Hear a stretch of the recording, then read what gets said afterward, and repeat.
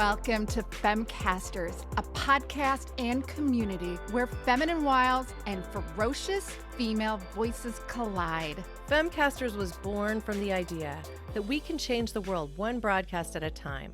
We are here to unite and elevate the voices of silence breakers just like you, girl-wide. Let's kick it, Karina. Kick it!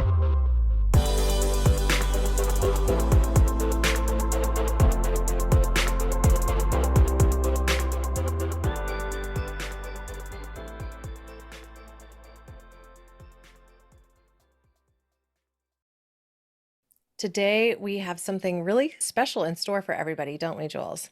So special. I'm literally jumping up and down right now. So excited. We are joined here, for those who are watching on YouTube, I'm sure you can already see the lovely Thibaud Clement, who is the co-founder of Loomly. Together with his spouse and business partner, Noemie, has launched 4 successful e-commerce agency and technology businesses. They are self-taught programmers and initially developed Loomly's collaborative marketing platform as an in-house solution to help his team streamline digital content creation and publishing. They are our savior for social media. And so that's why we've invited him on to talk with us today, because what is social media to us? It's a pain in the butt. It's a pain in the butt. It's something that's like maybe sometimes we have fun with, but when we're having to work at it and organize our schedules, get everything done, try to collaborate, it can be a pain in the butt. And it's a necessary evil, as I always say, a necessary evil to create your online presence. And we have Thibaud here. And Karina was schooling me on how to say his name, Thibaud Clement. That's right. Right. They're going to be speaking French, so you and I are not going to understand what they're saying, but you know that we're going to be learning a lot today because Thibaud is amazing and we love, obsessed with Loomly. Yes. Thank you so much. That's an amazing introduction. Thank you very much. I'll try to be up to your expectations. So my big question for you as we get started here is there are so many social platforms out there. What inspired you to create this one the way that you've created it? Because we can get into the specifics of it, but you enable your customers to integrate several different types of social platforms under one space and customize on a by-channel basis without a lot of headaches. And I mean, it seems so simple, yet most platforms don't make it that easy. So I just wanted to hear about the journey. Like, what led you there? How did you get to where you are now, and why? Yeah, no, of course. I like to think of Loomly as probably the biggest romantic gesture I've ever done, ever made for Noemie. We've been working together for your wife, right? Exactly. We've been working together for almost 10 years, and Loomly is actually the 4th company that we have built together. And so before Loomly, we actually had an advertising agency. We were operating both in France, where I'm from, and here in the US. And for all of our customers, our clients in the agency, we had like a same process across the board. And it was very repetitive, very time consuming, and very error prone. And essentially, it was all about creating content for the clients and getting their approval. And all of that was happening inside Excel, like the infamous content calendar spreadsheet that you probably know, where you're trying to plan your post for the coming weeks and months, and you have like the little copy and maybe the image and the date and so on and so forth. And of course, Excel was never meant for that. It's great for balance sheets and income statements and things like that, but not for media and collaboration. And so we try to look at different tools to streamline the process. And essentially, because you mentioned other tools, what we found on the market was basically 2 different families of tools. The first family of tools were generic project management software. And so you can think of, Basecamp, Asana, and they were great for collaboration, but they were not really meant for publishing. So once you had created content in those platforms, then you had to somehow, broadcast it to social media, and those fell short on that front. And then the other family of tools were essentially social media schedulers, Hootsuite, Buffer, all great solutions, but they were meant for publishing. They were great at publishing, but not at collaboration. So the problem we had was, okay, it's good to kind of broadcast the content to multiple platforms, but like how do we create it in the first place, which is, we believe, the real pain point. Like, how do you go from a blank page to 10, 20 posts that end up on your social accounts? And so because there was not, such a tool on the market, we just decided to build it for ourselves. The first iteration was really like a very, very simple platform that was just allowing you to upload visuals, upload some text, generate a mockup for you, assign it to someone in your team, and get their approval. And that was it. So that's how Loomly was born. And then, of course, it grew into what it is today with all the features that maybe you want to cover in a different question. So I want to explain my social journey with you, because I've used several tools over the course of the last decade. I started with Sprout Social and utilized them for a long time. Like the platform, generally feel like they're a good planning tool. They balance the project management part along with the posting part, I think, fairly well, but they're very expensive. So it's not necessarily the most viable tool for a team of people, because you have to pay on a per license basis, and that gets pretty expensive pretty quick. I then worked with the Social Report, which became Traject and then Fan Booster, and now sunset their project and recommended Loomly as the company that would most closely suit my needs, given my strategy of working through post approvals and things like that, because many of them don't have that built in, the post approval piece, or the reporting that they provide is pretty lackluster. So yours hit the sweet spot for what my needs were with the clients that I work with, in addition to my own personal needs, because I could put up to 20 social profiles in for a relatively middle of the road expense, as opposed to spending $200, $300, $400 a month for a project management software. I just feel like you guys did a pretty darn good job of bringing that all together. So thank you. I don't know if that's a question. It's more of a thank you. Well, no, but thank you. Well, first, Adulation. thank you. That's super nice of you to say that. And actually, it means a lot, because this is really kind of what we have always tried to accomplish. And, we've interestingly, our logo, if you look at it, it's a cat icon, and made out of two chat bubbles. And the reason for that is that because, we come from this background of marketing agencies, and we always try to position ourselves as social media managers' best friends. And so, that's where the cat comes from, because, there was this old joke that, whenever you want to have likes on social media, you just have to post a cat picture. Yeah, exactly. And so the idea was like, yeah, maybe, we can build a tool that will allow you to get the likes and build your brand without cat pictures. So that's where it comes from. And what I'm getting at is that we have always tried to be, the best friend of social media managers and marketing teams. And that means, trying to deliver the best product and trying not to be outrageously expensive. And so that's really what animates us on a daily basis. And a lot of our listeners, they are entrepreneurs. They are small business owners. They are burgeoning podcasters, public speakers, and they know that we need that balance of having a social media presence online, even if we hate it. And what I found with Loomly is that it kind of eases that anxiety that I have of, oh my gosh, I have to post another picture or something today. And you can just do it. You can layer it. You can do it for a month. And today I just batched almost a full month of posts for Femcasters.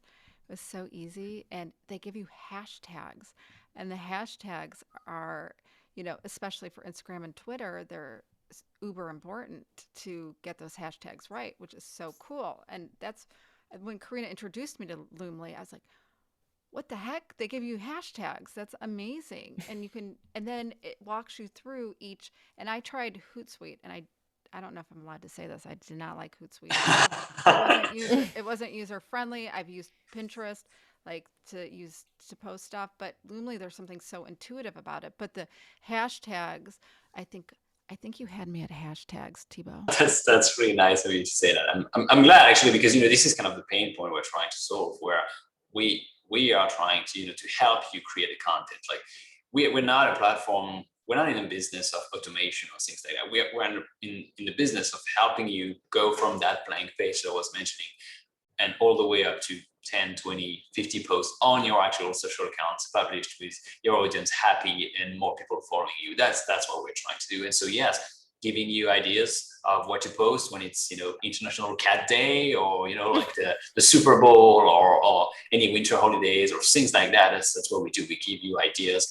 We help you create the content. We have like a built-in editor so that you don't have to have Photoshop if you don't know how to use it. And indeed, we try to suggest hashtags either that are trending or based on the copy of your post. So we are really trying to do the legwork for you so that you only have to just be creative, but in the easiest possible way, and just build your brand online. That's really what we're trying to accomplish.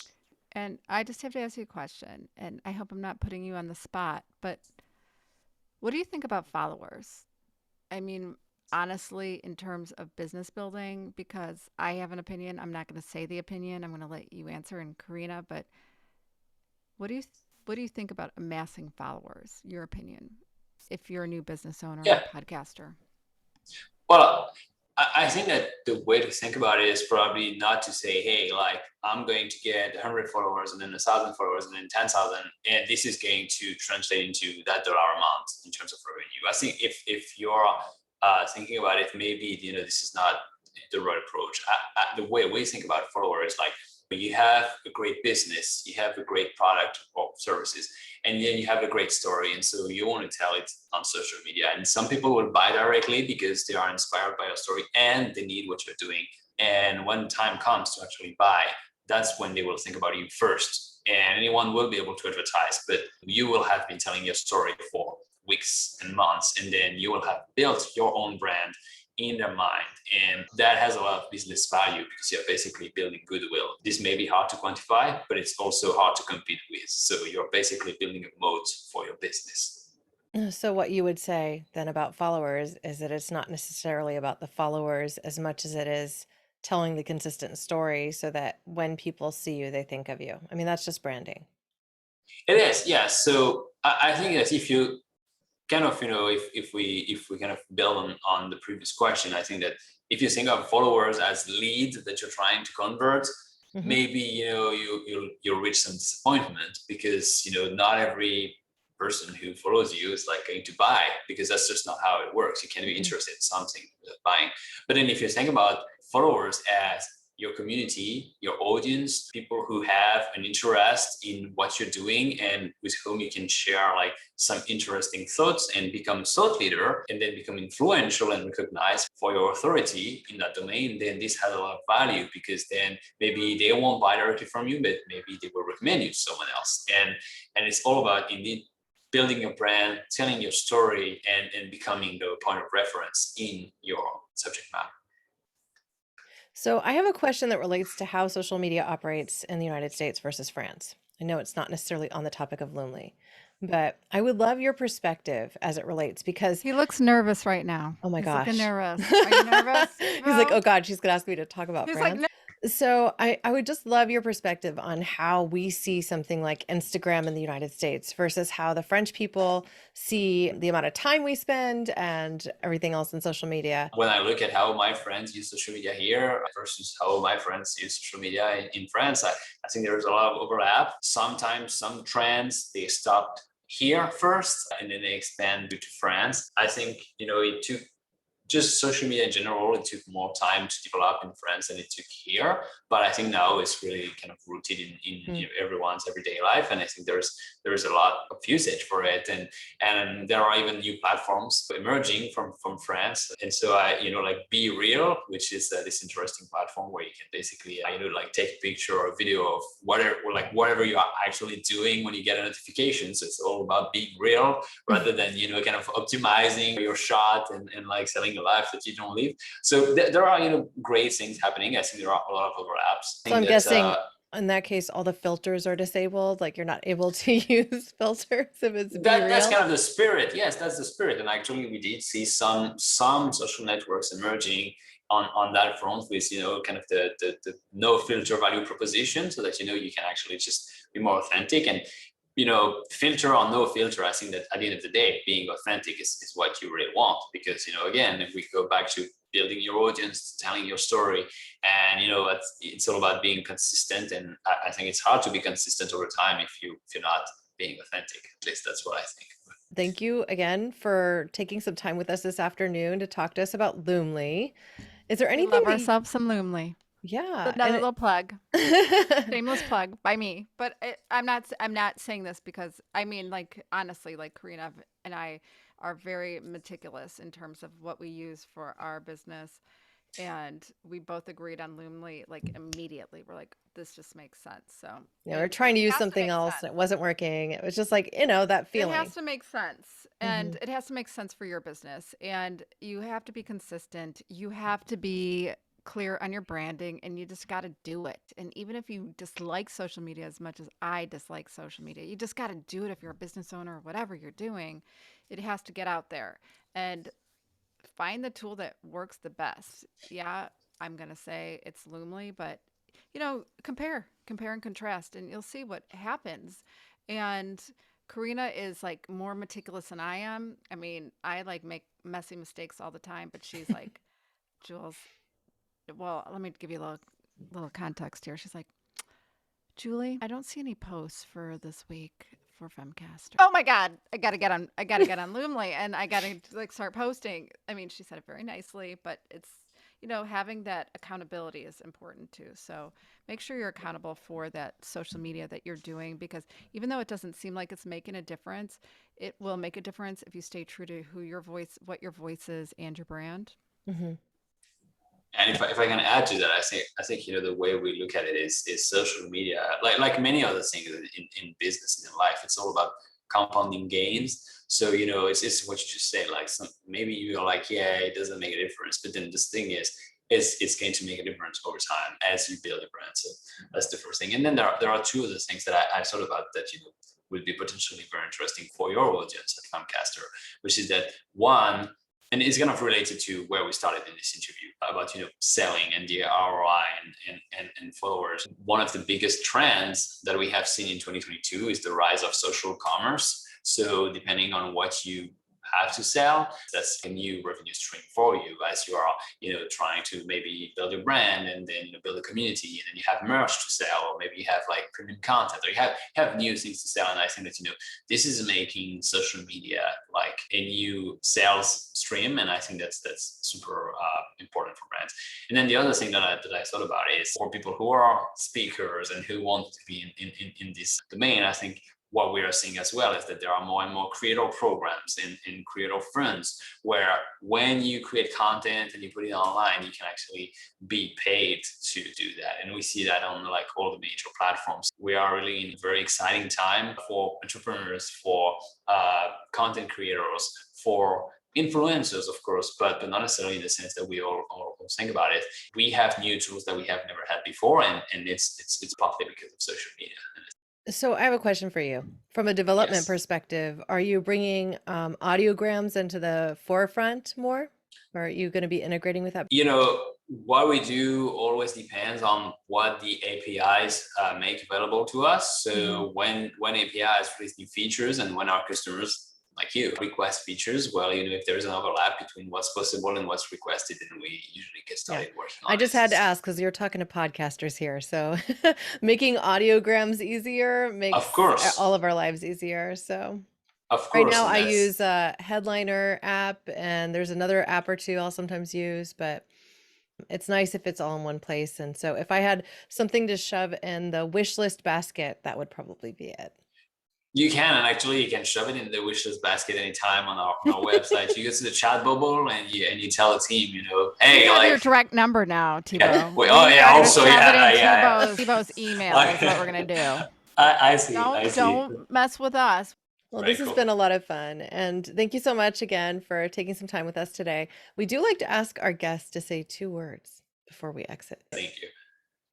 You're welcome. Okay, so the words are kick it. Say it in French. I don't even know what that would be. Kick it. I don't think we have like a literal translation, but it was vas-y. It's like, yeah. Vas-y? Yeah, exactly. Just let's say kick it. Let's kick it. Thank you for listening to another episode of Femcasters. We hope you were inspired. We hope you were motivated. We hope you think a little bit differently about how your voice, your very own voice, can change the universe. So tap on those 5 stars, share the love, share this episode with another Femcaster that you think could use this message today. And head over to femcasters.com for all the goods we covered today, including tools to elevate your voice. You can join our exclusive community and celebrate the Femcaster in you. Together, we can elevate the power and the voice of women girl-wide. Let's do this.